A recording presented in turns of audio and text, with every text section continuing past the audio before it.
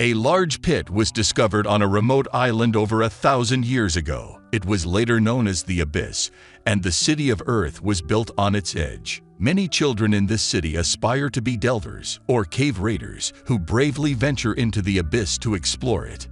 Riko, a 12-year-old delver, goes cave raiding in the abyss with her friend Nat one day. Delvers are cave raiders who delve into the depths of the abyss to discover its secrets. They are assigned different colored whistles based on their abilities and experience, and Riko wants to get the highest score possible out of all of the red whistles. The trainees, as they use a rope to descend a cliff, Riko asks Nat to assist her in carrying the artifacts to the orphanage so she can get the desired score. Nat informs Riko that the area has mostly been searched through, but Riko doesn't mind. Then Nat suggests that the girl use the item she received the other day to rack up points. The star chart. It leads its user to the truth of the abyss, but Riko says she can't because she's afraid someone will find out she's hiding it. The orphans finally see the gondola system that transports delvers deep into the abyss as they walk. Riko expresses a desire to ride it in the future, but Nat dismisses her and observes how quiet it is that day. Riko, still thinking about the gondola, responds that it's most likely because there aren't any hammer breaks nearby. Nat is relieved because hammer breaks take anything shiny back to their nests. Moving on, the two visit a cave, where Riko digs tirelessly in search of artifacts. She fortunately finds a few, but she also comes across a prank skeleton under a slab. Watson's Riko noticed one, and while surprised, apologizes immediately for disturbing it. Later, Riko rests and eats as she considers moving up to the 600-meter group. Then she carries the artifacts on her back and searches for Nat, only to come face to face with a crimson split-jawed giant.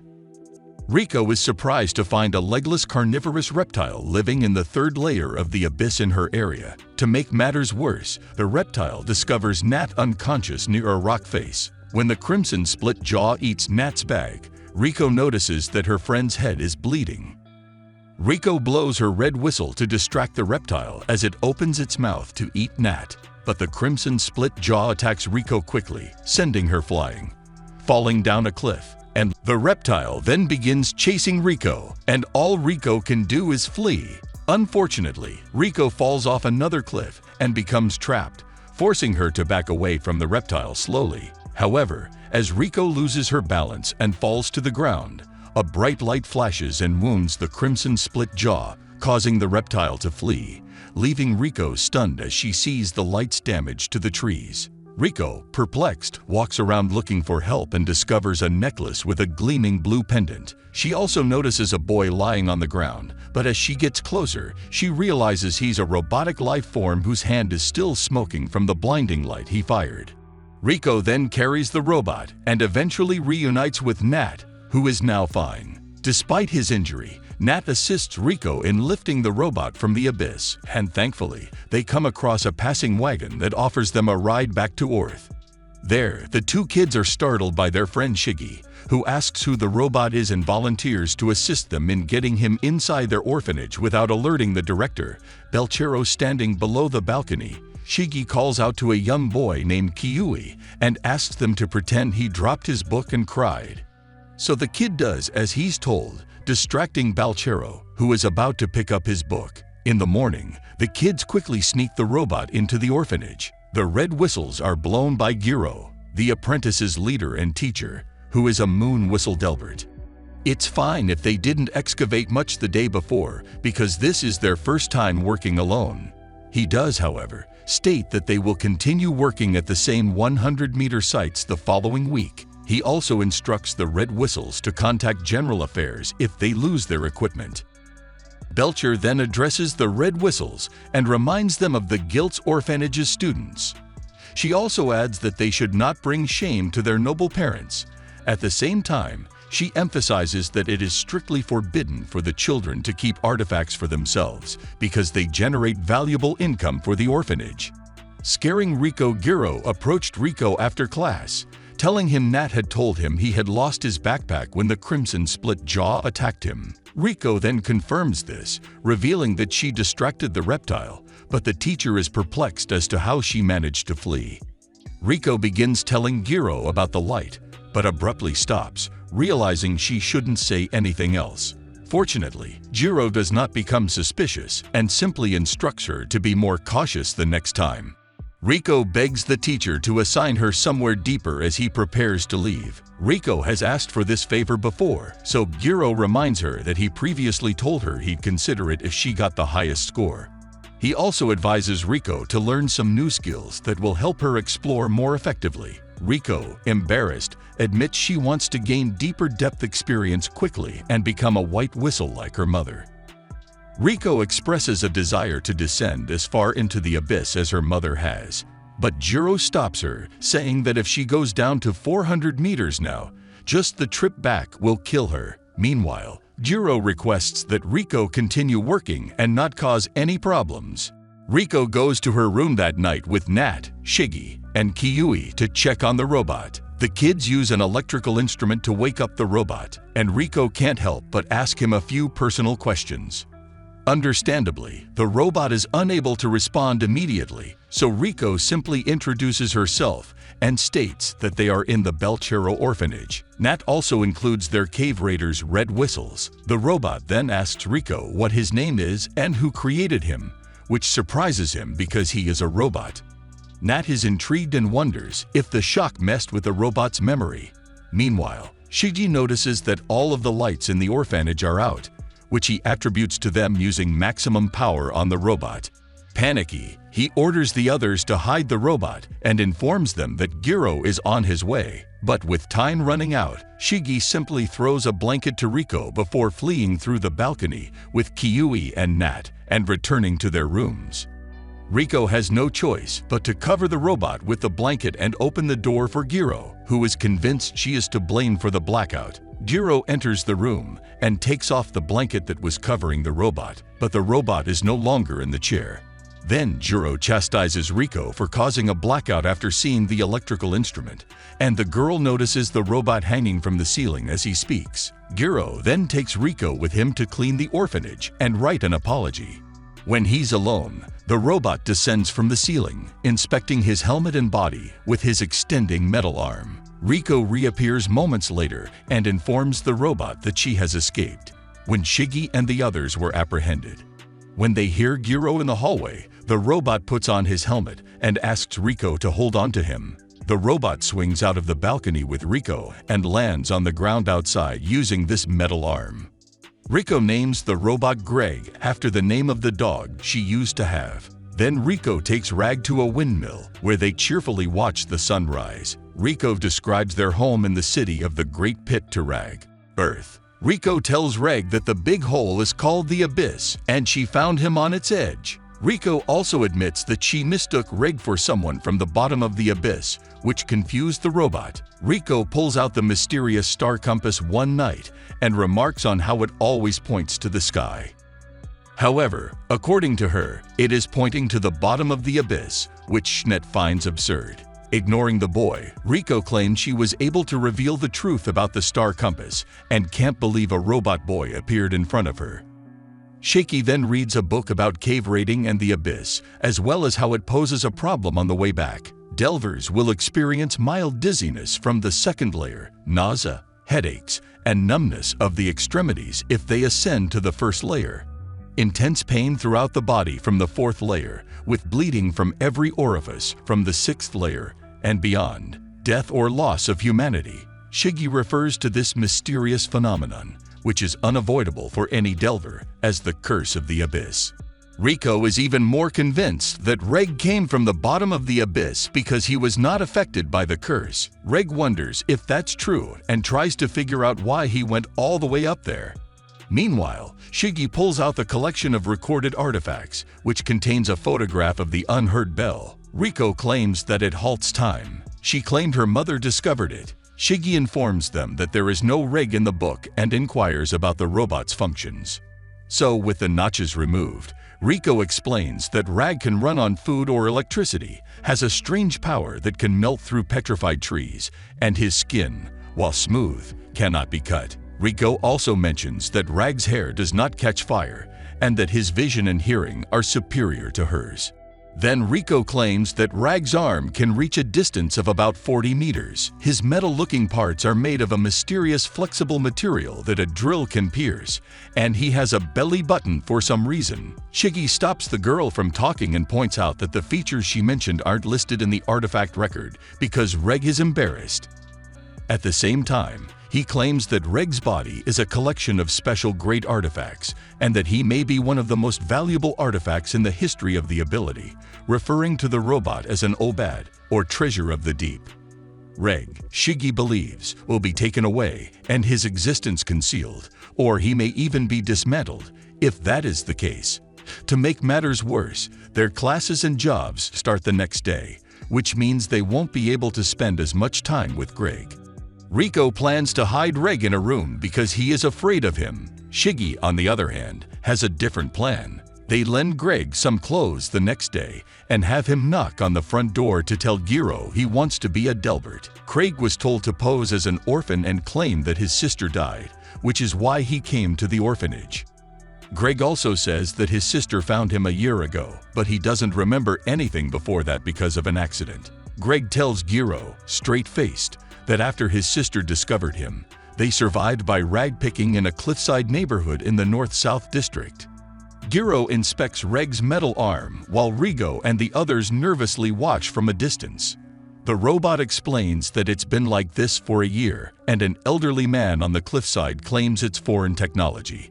Giro then takes Reg to the director after asking him what his name is, and the robot becomes a student at the Peltro orphanage. Riko witnesses Asako Atari eating a hammer break from Laffy's shop one morning. The children at the orphanage call Laffy Auntie, and she reads a letter from her husband, Heibo, to Riko, in which he says he's on his way to the second layer's inverted forest. Then, Riko expresses a desire to become a white whistle, and Laffy reveals that her black whistle husband wishes to do the same. Riko then returns to the orphanage with Shiggy, Rag, and Kiyue. They talk about white whistles and how everyone admires them, saying they are the best developers as they walk. Later, the red whistles leap for their excavation, leaving the Belts, Rag, and Kiyue, who are in training at the orphanage. Reg has been at the orphanage for 2 months, and in 3 days he will embark on his first cave raid. When Riko returns that afternoon, he informs Reg and Kiyue that the Heibo squad is leaving. Riko is overjoyed and takes Reg to meet Heibo at the Grand Pier, where hundreds of people greet him. Heibo pulls out a white whistle, which one man claims belonged to Lisa, the inaugurator shot. Riko informs Rag that her mother's name is Lisa. Then Heibo goes to the orphanage to give Riko her mother's whistle, explaining that it can only be used by its original owner and that receiving a raider's white whistle is customary. He also informs Riko that he will give Lisa a sealed document that they received from a sentry at the Seeker camp and is currently being examined later. Some children watch a puppet show about delvers who explored the abyss during the Resurrection Festival. The children cheer when the white whistles are mentioned, as they have brought the people numerous discoveries that have changed the world. Liza the Annihilator is the greatest white whistler, having slain countless dangerous creatures that rose from the depths and foreign delvers who attempted to attack her. Her last dive ended after more than 10 years when Havoc returned her whistle to the surface. Her biography and a whistle replica are now being sold at a cultural orphanage. Riko, meanwhile, sits alone in an alley, inspecting her mother's whistle. When Giro finds Riko, the teacher informs her that the Resurrection Festival is intended to demonstrate how wonderful her mother was. Riko then recalls her mother as Giro's mentor and inquires of the teacher what kind of person she was.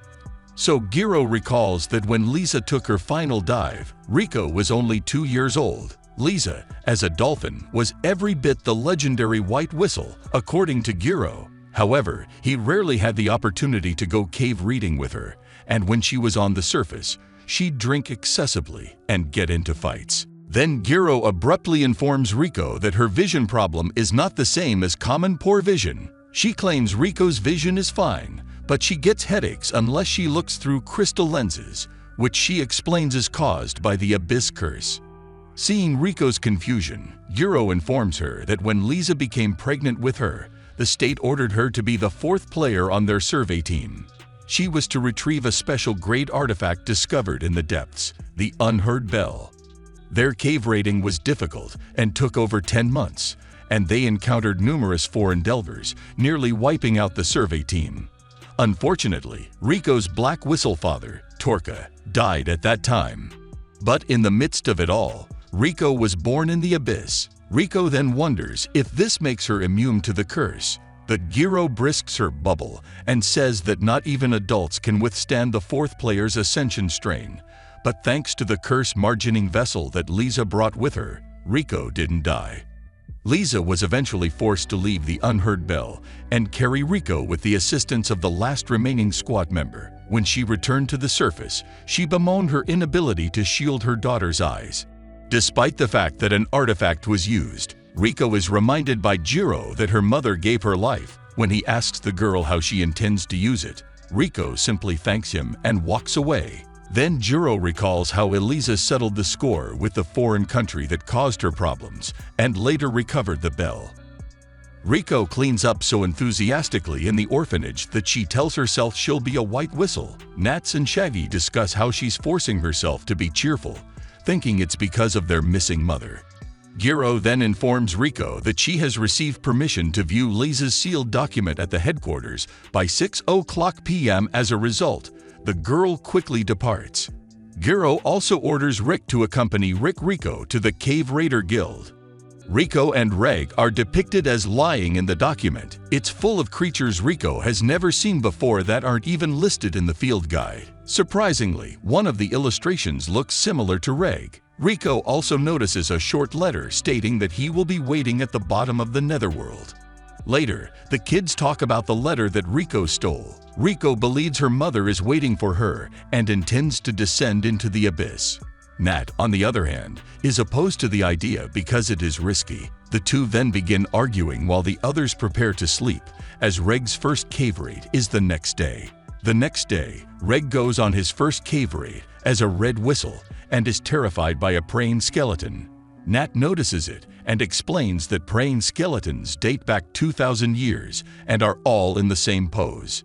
Nat then tells them about the rumor about children looking forward to their birthdays and dying one by one. Nat claims that when the day arrives, the causes of death vary, but they all die on their birthdays. He also requests that if they look in the mirror on their birthday morning, they see themselves with a twisted neck. Reg, refusing to hear any more, yells that he doesn't believe in such things. Reg then expresses his desire to reach the bottom of the abyss in order to find answers to his origins questions. Again, the thought of going there irritates Snat, and he eventually walks away. That night, following the excavation, Shiggy wonders when Riko will go to the abyss. Riko informs the others that she will leave the next day and has already packed her belongings. Greg tells Riko he'll lower her into the abyss with his arm, saying he's coming with her to discover who he really is.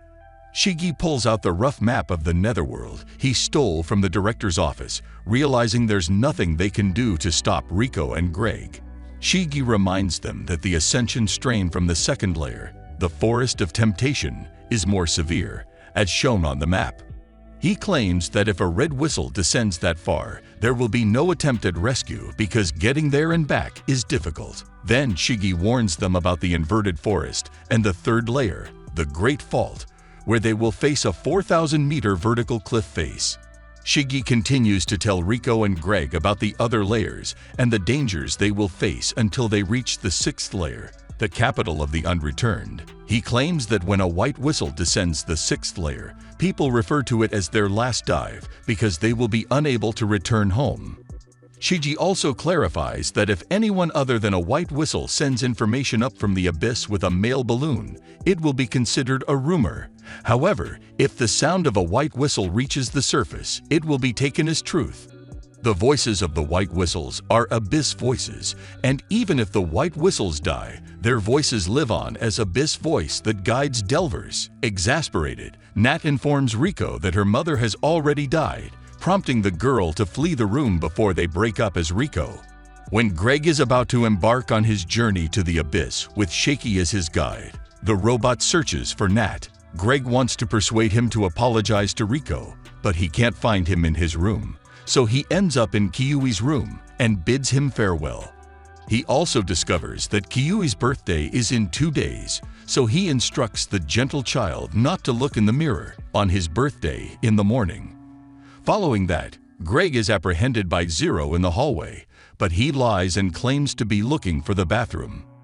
Fortunately, the teacher lets him go, and he quickly runs into Riko and Shige outside. They intend to enter the abyss through the wharf corner in the slums because it is not heavily guarded. Shiggy, it turns out, has asked Nat to lead them there. A cloaked Nat apologizes to Riko for what he said, and to his surprise, the girl forgives him right away. Then, without further ado, they proceed to the wharf quarter. Nat tells Riko and Greg as they walk that a mail balloon will never reach the surface from where they are.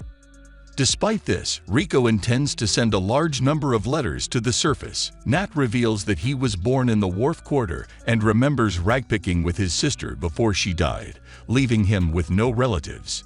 Nat claims that's when the orphanage accepted him, and Greg realizes it's a story he told Giro. Nat also mentions that he aspires to be a moon whistler or teacher like Giro, and that he plans to open an orphanage in the wharf quarter. Reg notices a letter in his bag as the group approaches the edge of the abyss. Nat then struggles to express his true feelings to Riko. Mother Crying Girl believes they will be linked. The Void Reg quickly prepares for their journey without telling Riko about the letter because the noisy kids deserve the people in the wharf corner. They kiss goodbye moments later, and Reg finally goes into the abyss with Riko, using his arm. And that's a wrap for today's recap of Made in Abyss on Animation Part E. We hope you enjoyed this journey into the mysterious depths of the abyss. From the stunning visuals to the heart-pumping action, this anime has it all. But the journey doesn't end here. There's so much more to discover and explore within the abyss, and we can't wait to bring you more of the best moments from this epic anime. So be sure to hit that subscribe button and turn on notifications so you never miss a beat on Animation Party. Thanks for joining us on this thrilling adventure, and we'll see you again soon for another amazing movie recap. This is Animation Party, signing off.